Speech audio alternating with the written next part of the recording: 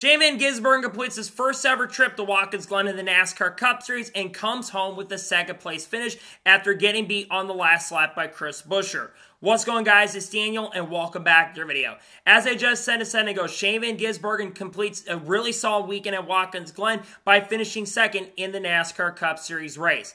At the start of the race, Shane Van Gisbergen qualified a very impressive third. I thought he was going to win the pole, but he qualified third behind Mark Truex Jr. and Ross Chastain. Early in the race, Ross Chastain dominated, and for the first 6 or 7 laps, Shane would hang back in third position. But then eventually, about 10 laps in the race, Shane got a really good run on Mark Truex Jr. and would end up passing him for a second position. And pretty much through this point, Shane would keep up with Ross Chastain, and they both started pulling away from the field. Near the end of stage number 1, Shane and Ross, the two guys up front along with a bunch of guys behind him, all decided to come down pit road, and they would not end up getting stage points in stage number 1. But luckily for Shane, they would be up front on the front row, with Ross Chastain restarting on the race lead in stage number 2, with SVG basically starting right behind him as he chose to start right behind him. On the restart, Shane got a good run, I believe, on Michael McDowell, had a fantastic run on him, and moved into second position. And pretty much through stage number 2, Shane stayed right behind Ross Chastain. I feel like SVG had a much faster car than Ross Chastain through the S's and every other area, but unfortunately, with how difficult it is to pass with the next-gen car, he could not get the run to get around Ross. So he stayed behind him to try to save his stuff and save his tires. And they're both planning to come down pit road, coming to 2 laps to go in stage number 2. However, their teammate, Daniel Suarez, because remember, SVG's car is technically repaired by Trackhouse Racing. Yes, he's driving a Call It car, but it's repaired by Trackhouse Racing. They would get a bad break because Daniel Suarez would get stuck in the gravel trap, and NASCAR would throw the caution. Now I'm thinking at this point, does Shane Van Gisbergen decide to stay out, or does he come to pit road and go to the back of the field? Well, Shane and Ross decided to play the smart strategy, and they decided to stay out.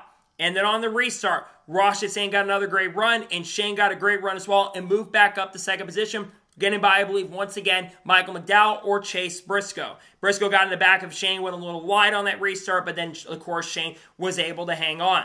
And then they continued on.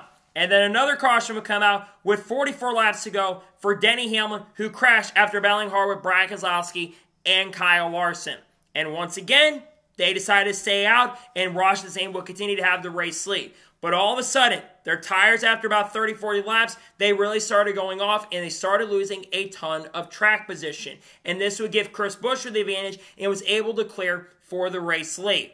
Eventually, a few laps later, with about 30 laps to go, SVG SVG and Ross Chastain would then come down pit road. And actually, SVG didn't lose any time on Ross and got a great run and actually passed him. Now, once the green flag pit stop cycled through, you had about a 3-car battle between Carson Hocevar, Shane Van Gisbergen, and, of course, the leader, Chris Buescher, who had about a 4-second lead because he didn't have to take as much fuel as SVG did. But what I noticed was that Shane's car was a lot quicker and a lot faster than Chris Buescher's, and he was starting to gain a couple tenths every single lap. He was down about 4.5 seconds with about 20 laps to go. Cut it down about 4.2 seconds with 16 laps to go. And was making a ton of inroads and ground to cut it under 4 seconds. However, everything would change. With 10 laps to go and Harrison Burton had a flat tire, NASCAR obviously had to throw the caution for debris on the racetrack. That would bunch the field up on the next restart.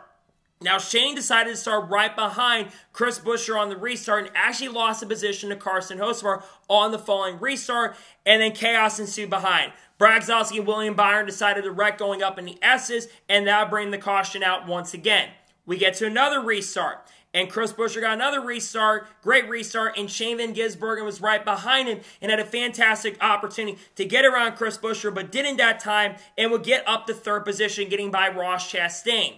And unfortunately, another wreck would ensue between guys like Todd Gillen and Kyle Larson. At one point, Kyle Busch was involved, Chase Elliott was involved, Mark Truex Jr. was involved, and Tyler Reddick was also involved in the wreck. And after all that, we get to the final restart. And Shane Van Gisbergen was right behind Chris Buescher on the restart. He gets a fantastic run going into turn number 1 on the final restart and gives a huge shot to Chris Buescher and gets a great run going through turn number 1 and is able to pass Chris Buescher for the race lead. I'm thinking at this point, Shane Van Gisbergen is going to cruise his way to victory and pick up his first Cup Series win of 2024. But coming to the white flag, Chris Buescher is starting to close the gap back in and is starting making some inroads. But Shane would get a really good run through the S's. And then he makes a mistake that costs him a shot at the win. Shane makes a mistake going through the bus stop, gets a little bit wide, hit the wall a little bit. It makes him get a little bit sideways off the corner. Chris Buescher gets into them. They put on a really fantastic battle and great show. Shane goes wide a little bit. There's contact, beating and banging. They're battling really hard for the win. And Chris Buescher is able to get the advantage and get by Shane Van Gisbergen for the race lead. Coming to the end of the race, SVG desperately tries everything to get by Chris Buescher at the end, and it wouldn't be enough as he had a fantastic drift coming to the checker flag, and Chris Buescher comes off the corner and picks up the victory, and Shane Van Gisbergen finishes in second.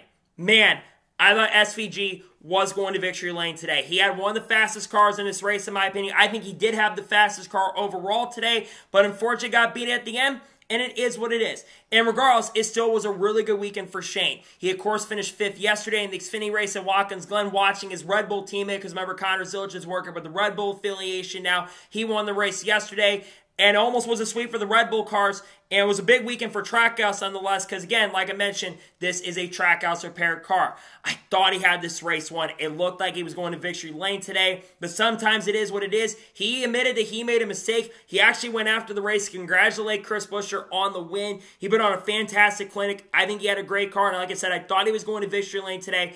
But regardless, it was a very impressive day for Shane. His best Cup race so far, in my opinion, of 2024. Not the best race I think he's ever put on ever, but definitely one of the best races he's put on in Cup so far this year. Maybe his best Cup race ever put on. I know Chicago was very, very impressive for him, but to finish second and do that with the speed he showed today was very impressive. He was the only guy that really keep up with other drivers throughout the field. He got by guys with making some pretty impressive passes. It looked like he was going to go to victory lane, but again, still a really good day for Shane. And I'm telling you, he's been getting better as year progresses and goes on. And having runs like today can prepare you for next year, because remember, he's going full-time in the Cup Series next year. Going to be teammates with Ross Chastain and Daniel Suarez. I would not be surprised if Shane Van Gisbergen picks up a couple victories next year. I think he's going to win 2 to 3 races next year. I think he's just showing so much racecraft and showing so much potential on a week-by-week basis to get the victory, not the victory, but to finish second. A great day for Shane. Again, I thought he was going to get it done, but second place is great nonetheless. I know he was disappointed because he made a mistake, but Shane, you did a really good job today, man. Congratulations on finishing in a runner-up position. You desperately put a really good run on today.